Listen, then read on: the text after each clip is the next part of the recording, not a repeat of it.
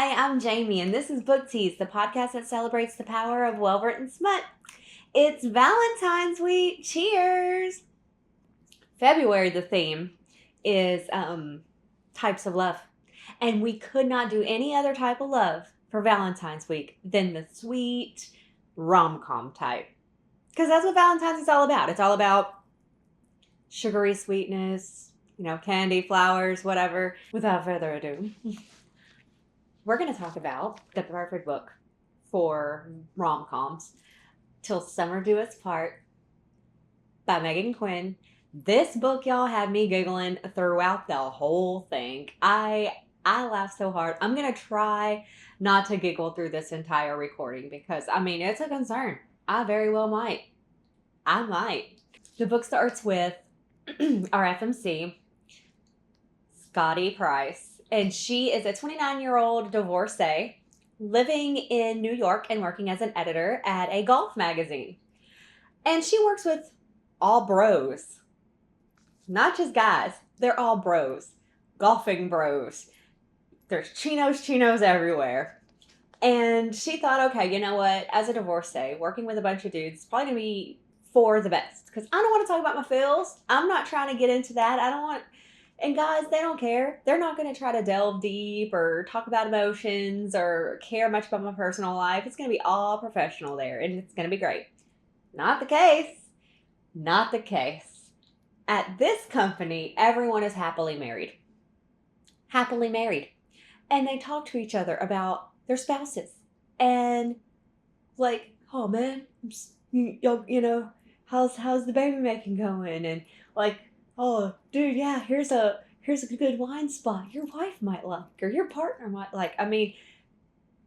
It is just like highly, highly valued being married there. So she's like, well, shit, I don't fit in here. Not only am I the only chick, but I'm also the only one not married. I'm the only one who's kind of dodging personal conversation and information about my life. I don't want to tell these guys, oh, I'm sorry, I had another girl dinner of cheese and wine last night while you were off doing your marital bliss. Like, she's not trying to get into it. The only other woman in this company is the CEO. And she wants to look good for her because she doesn't want to work at a golf magazine. Scotty doesn't want to do that. Not for the rest of her life. It's not really like pushing her talents. So she wants to do good enough here and impress the CEO, and it's going to be a great get her foot in the door kind of job. So at the beginning of this book, of course, the CEO happens to be at Thursday's meeting. And so Scotty's like, oh yeah.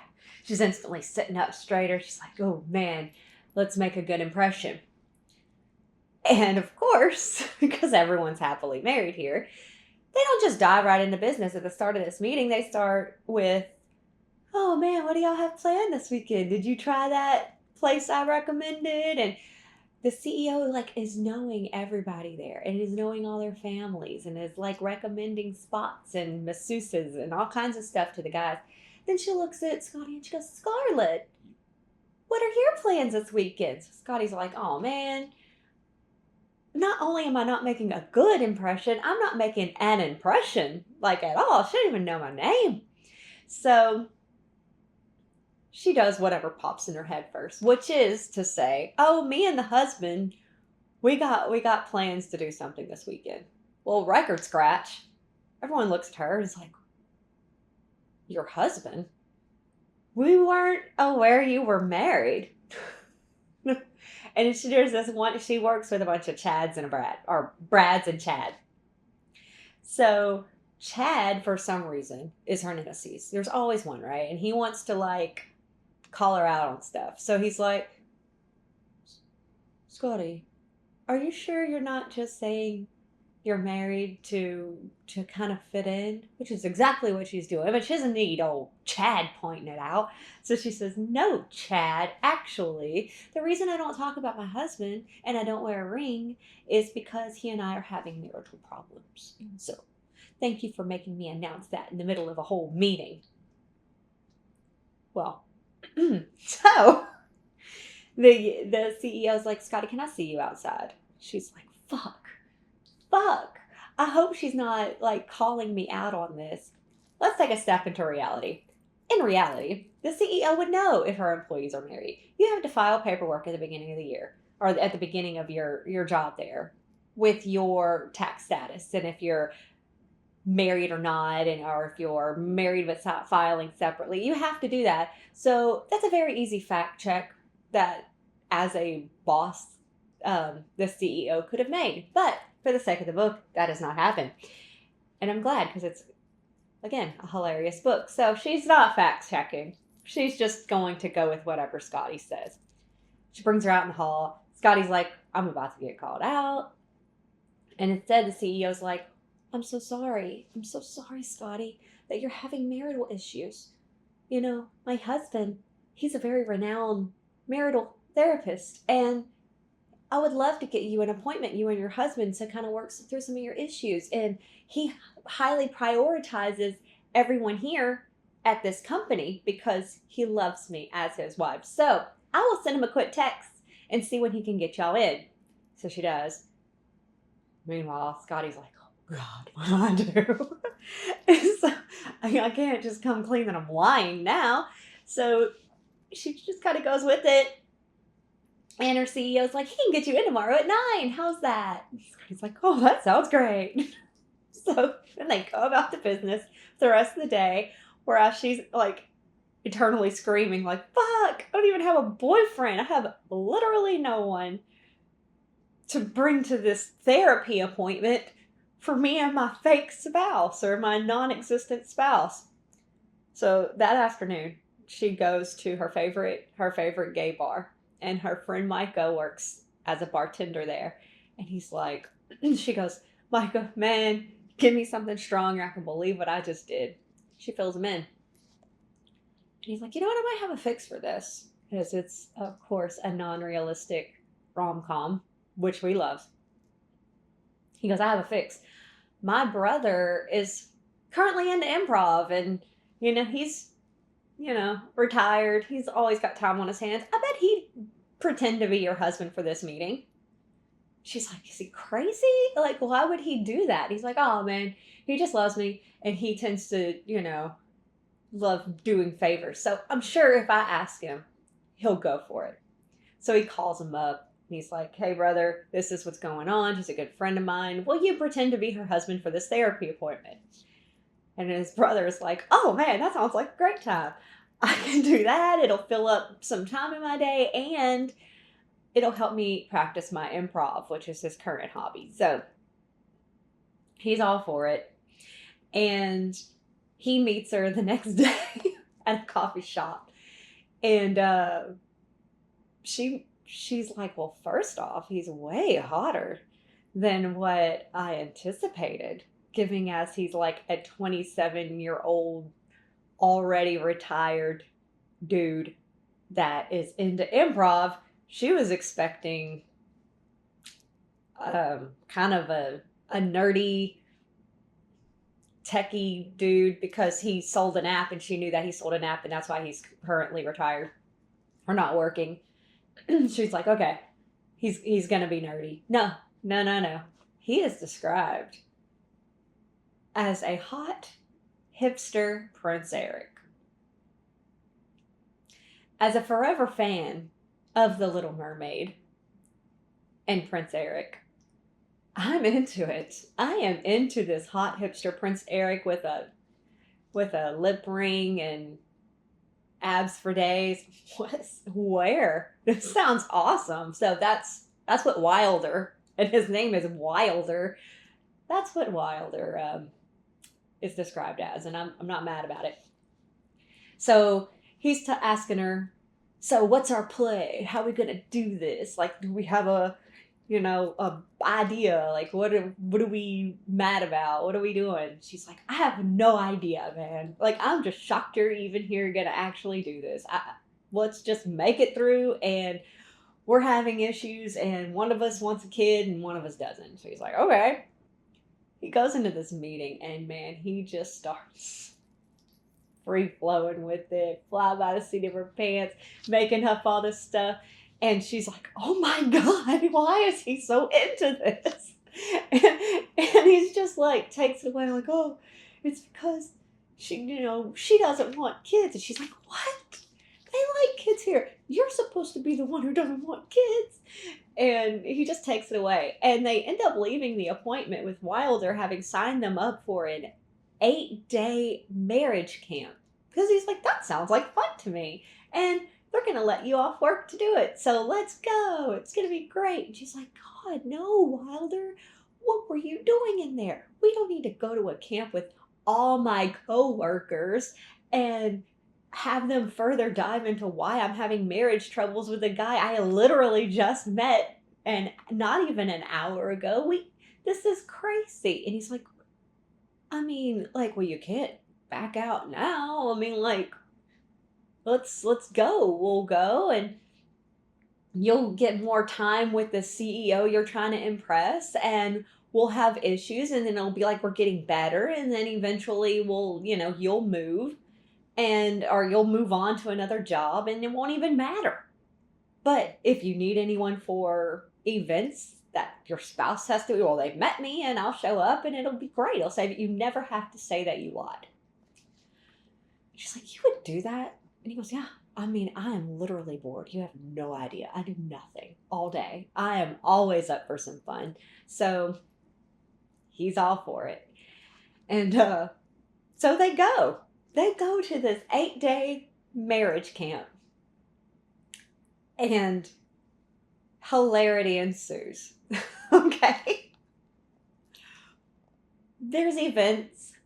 There's crafts. There's therapy appointments with her CEO's husband, who is the most outlandish guy. He somehow tries to tie every therapeutic appointment in with sports of some kind. He never matches his clothes. He is just like free spirit. It's an interesting mix. So they end up getting put in the special cabin. Of course, for the sake of this very hilarious rom-com, they get put into the sex cabin.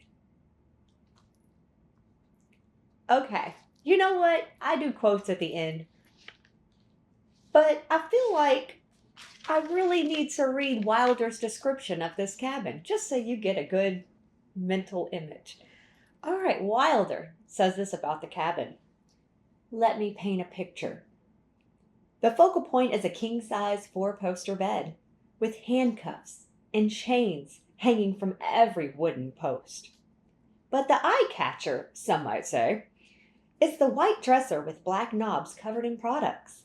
We're talking lubes, sex toys, lingerie, and lots of condoms. Is this a cabin or a sex dungeon? That is the question. There's also, and I cut out a good chunk because it was a very long description. There's also pictures on the wall, black and white pictures of just really up close body parts. Like, oh, that's a nipple. Oh, that's the head of a penis over there. That's a butt crack on the wall over there. What is this cabin? And Scotty is very unexperienced. She's been with exactly one dude her whole life, and it was the guy she ended up marrying. They were college sweethearts or high school sweethearts. I don't know. They dated a while, and then they got married very young. And he wasn't even cool. Like, he liked video games more than her. And so she's got all these issues with feeling like somehow she ended up being boring and she ended up being less than and bored him in the marriage, and she did something wrong, and she's got all this internalized. She doesn't feel like she can be appreciated at all. So she's never played around with toys. She's not done any of this stuff. So she is just like clutching her invisible pearls the entirety of walking through this cabin. Of course, there's only one bed. And Wilder's like, no, we're not doing this like one person sleeping on the floor. It's a big bed. We'll sleep on separate sides. It's fine. And he is just like loving this. This guy is positive about literally everything. He somehow turns the most just ridiculous, like a baked potato. They had baked potatoes for dinner. He's like, that was the best potato ever. And she's like, I thought it was a little dry, but I love your enthusiasm. Like, he finds the positive in literally everything, and it's so endearing. He is like golden retriever energy for days, and he's just, it's the cutest in juxtaposition with his hipster emo look. The fact that he's so sunshine. I love it. But he's been adventurous. He's done things, and he's like, there's a dildo in the shower. He's just like giggling about these things. And she's just like, what? And he goes, yeah, I gave it a little swat. And she's like, I don't want it in there with me. He goes, well, I don't think it's coming off the wall. Like, it's just, it is so funny. And it turns out they both really, really love nerd clusters of all things. And so he snuck them both in a package. But no outside food or drinks, so their nerd clusters were confiscated. So then their whole like goal of they have during these each day, like, I'm sorry. My mind went to like Love Island because they have these couple games. And if you win, you get a or like perfect match if we're gonna keep with dating reality shows. If you win, you get an advantage or you get a prize. So they're like, oh, okay, let's win. Maybe they'll give us our nerd cluster back. So they're like trying to be this confrontational, showing that they have friction in the relationship by making up these ridiculous arguments. And whilst they're doing that, they're still plotting on the best ways to like win. So they're becoming this really good team because they want to win because they're hoping to get their nerd clusters back, which is not a guarantee because the very first prize that was won in one of these games is they won a sex basket. I don't know why this therapist or this camp is so like sex positive, sex forward. If you're having marital issues, maybe you don't want intimacy like that. But this therapist is all like, well, if you're fucking, like, you'll have softer feelings towards each other. So here. So the first basket they win is condoms and dildo and like just sex basket. And she's like, why are they giving us this? Don't we have enough over here? And then she goes to look at it and she's like, oh my God, they're charging like $20 for a 3-pack of these condoms. That's why they're, this is such a grand prize. They're giving it away because they're charging, like upselling the shit out of these condoms. Like, everything's so sexy, and then you're going to want to have sex, and then you come here and they're charging you $20. So they're just like appalled by this. And during the course of this, the therapy actually starts hitting, and it starts touching on some very real points, especially for Scotty, because she didn't process anything about her divorce. So she can't help but, during these fake arguments and these therapy sessions, bring in actual things that she's concerned about. And Wilder, very unrealistically, but great for the book, picks up on this, and he's pushes it, and like in the most delicate way, and he is very emotionally intelligent, and he wants to help her work through this stuff, especially when he finds out that she has been divorced. And so he kind of puts two and two together and is like, your ex sounds like a dick. He didn't appreciate you. He'd rather play video games than spending time with you. You're so cool. Look how beautiful you are. And she just cannot take a compliment because she's just like, I think you're just being nice. And he's like, I don't say something unless I absolutely mean it. And you're beautiful, and you're intelligent, and you're fun, and I enjoy spending time with you. And if he didn't see that, then there's something wrong with him, not you. They get closer and closer throughout this whole thing. And the therapy points start hitting, and they actually start doing some of the therapy. Like, they have great communication because they're learning it from this therapy. Their therapy sessions are actually starting to like hit her. And she's picking up on things, and she's starting to kind of work through things, and she's realizing stuff herself. Well, as her and Wilder get closer and closer, and everything's so sexy there, they end up having sex. And hello, he has a pierced dick? What? Hello, Prince Eric. So she goes from like no experience at all. She's never even like had an orgasm while having sex. And Wilder's like, what is wrong with your ex, man? He couldn't even do that. So, and it was one of those things like she didn't know what she was missing. And whoa ho, Prince Eric knows what he's doing with his pierced penis. So, she ends up having the best sex ever of all time because he actually knows what he's doing and cares about the woman's pleasure and loves giving head. And I mean, like, hello. Oh, yes, sir, Wilder. Thank you. Doing the Lord's work, okay? During the course of the book, of course they fall in love because it's a rom-com. And then she's like, oh, but is it just because we're here and you don't really want a relationship, and once we get in the real world you're gonna not, and I need to know what I want, and all the things end up being that way, of course, because you have to have some sort of conflict. And in true rom-com style, literally everything turns out beautiful and tied in a little bow at the end. Everything. For some reason, Chad, her nemesis, throughout this whole thing, finds her on a beach one night and just starts confiding stuff in her about how he's having issues with his wife because they can't get pregnant and like all of this stuff. And then they end up being good friends. And then she comes clean to him, of all people, that Wilder and I aren't really married. And I just really did want to fit in. And I'm going to come clean and tell the truth. And he's like, well, you don't have to on my account. I won't blow up your spot. And she's like, no, no, no, I need to. So, of course, like by the end of the book, she ends up getting her dream job. Chad and his wife are pregnant. She had come clean to her boss, and they were cool about it, like absolutely zero repercussions. And not only that, even after she goes off and finds her dream job, she stays good friends with her boss.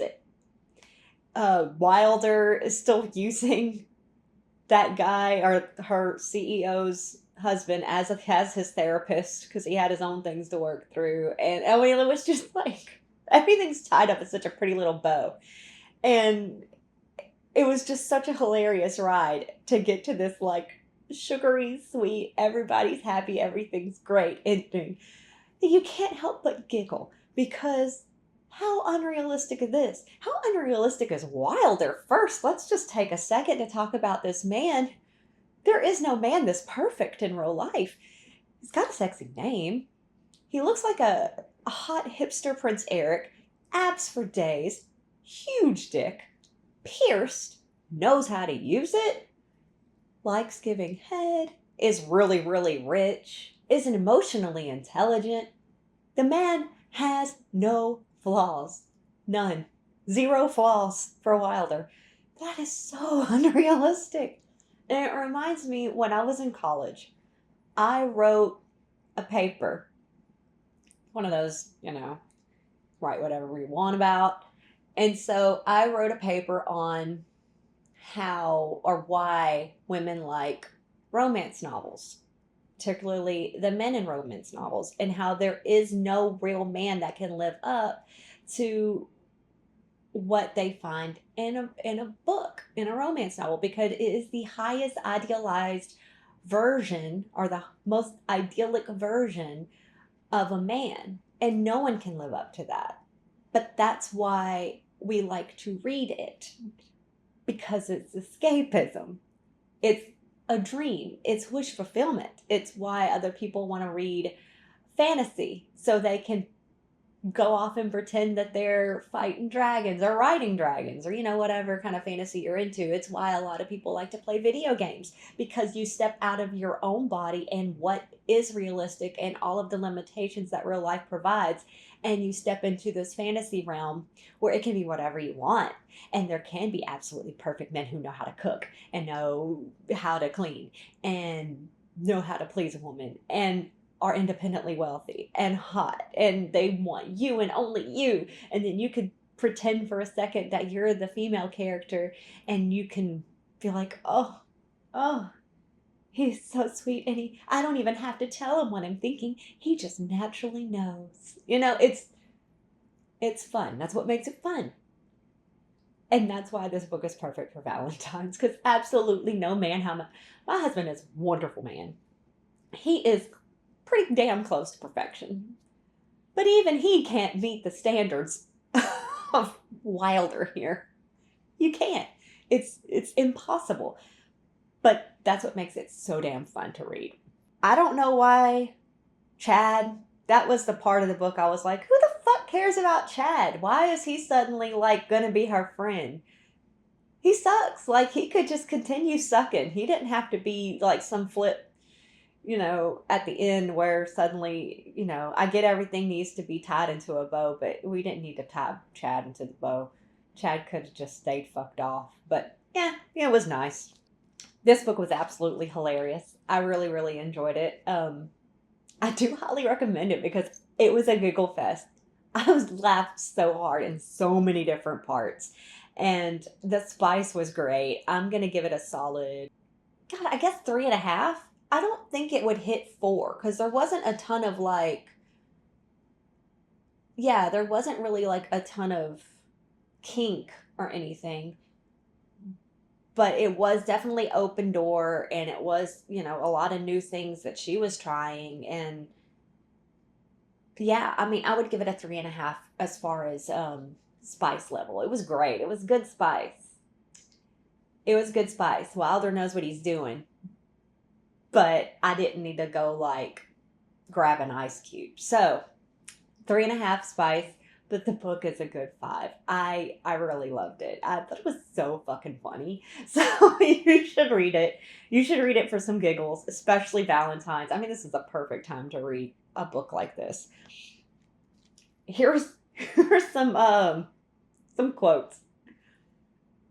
Scotty, at one point, they did end up winning some nerd clusters, and she's so damn excited because the first basket was a sex basket. So then they win some nerd clusters among some other snacks. But, of course, these two are so in love with nerd clusters. Not the best candy, but I'll give it to them, sure. Scotty exclaims very exuberantly, "Screw the dildos, give me the clusters." And then Wilder's just like, you did hear what you just said, right? And she's like, I heard it. I don't care. Give me my nerd clusters. But, I mean, that was funny. After their first major therapy appointment at this camp, Wilder went nuts. Like, his thing about improv, why he likes it so much, is the rule of improv is to always say yes. So, yes, go for it. Over the top. He likes spitballing. And he comes out of this thinking like, we fucking nailed it. It was so great. We were like playing off each other. And she goes, you're crazy. You're nuts. You made up some crazy shit, man. I have to work with these people. And we have some insane problems in this marriage. I think you broke the therapist. Here's Scotty's quote. Are you really not going to acknowledge how badly you incriminated me back there? The basis of our marriage problems revolves around pierced nipples, Wilder. Pierced nipples? And that's exactly what he said. He said it all started because even though she said she was going to get her nipples pierced when they first, because she knows how much he likes them, she said she was going to do it, and then she has flat out refused to do it. And he even went and got his dick pierced for her, and she still won't pierce her nipples for him. And why won't she just pierce her nipples? And it'll show him that she cares. And this is like, she's like, you fucking crazy? Like, this is our problems? So, and it was so funny. Like, the therapist at the end was like, whoa, I have a lot to process before I can figure out how to help you.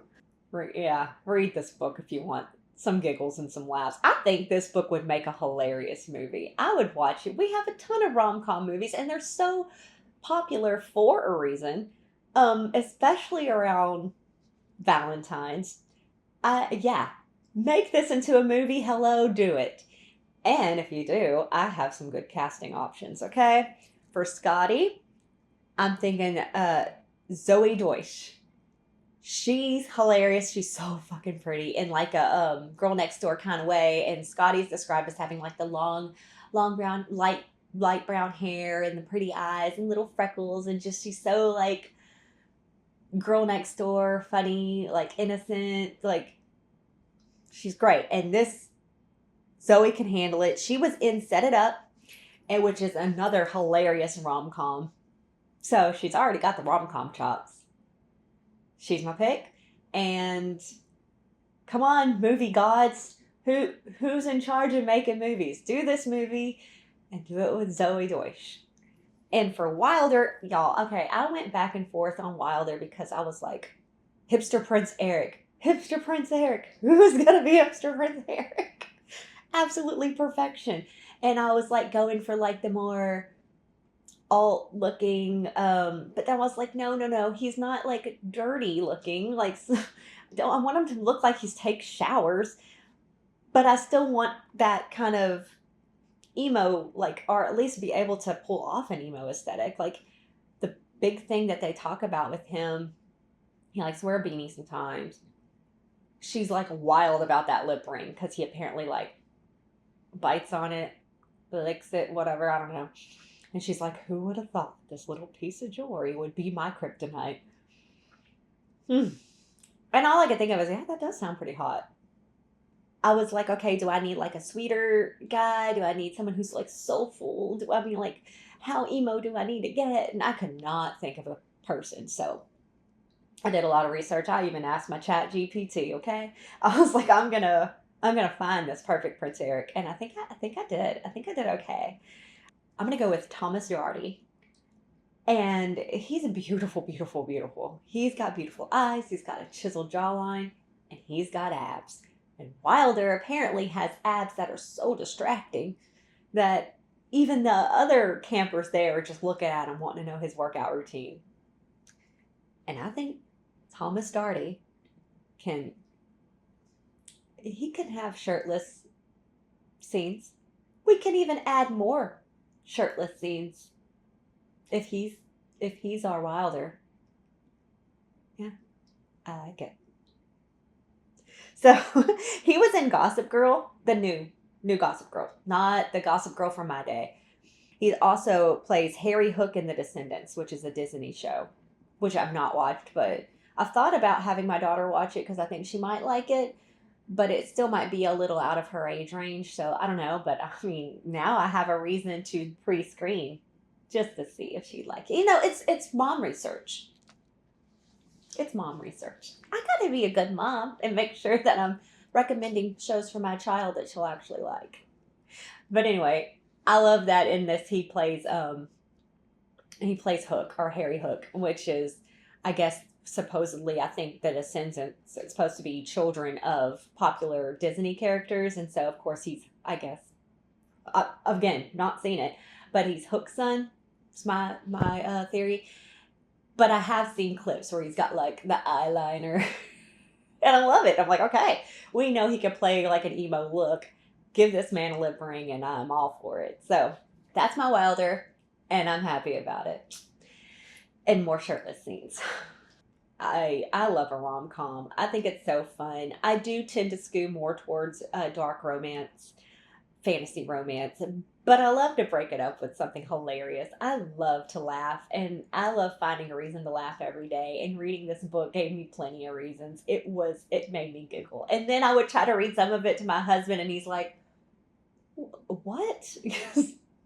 Anyway, whatever. That's part of the fun. Just randomly throwing things at my husband and him being confused. Gotta keep his life interesting, you know? And that'll wrap us up for Valentine's week, y'all. I hope y'all have a wonderful Valentine's Day. Even if you're just chill, I'm doing like 3 Galentine things, and I have no plans with my husband, and I'm not mad about it. He'll bring me some flowers, and he'll bring our daughter flowers, and I'm going to call it a win, baby. I love hanging out with the girls anyway. So, whatever you plan to do this Valentine's Day, even if it is just sit there and reading a rom com to yourself, have a blast and love it, and make sure you find a reason to giggle because that's where all the joy is. If you like the pod, remember to rate, review, and subscribe and like.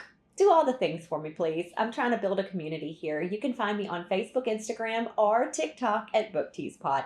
Each episode is also released on YouTube at Book Tease Pod. So if you want to see how ridiculous I like to be, and yeah, you can come see me over there. Theme music is by The Scraps, and until next time, stay spicy. Baby.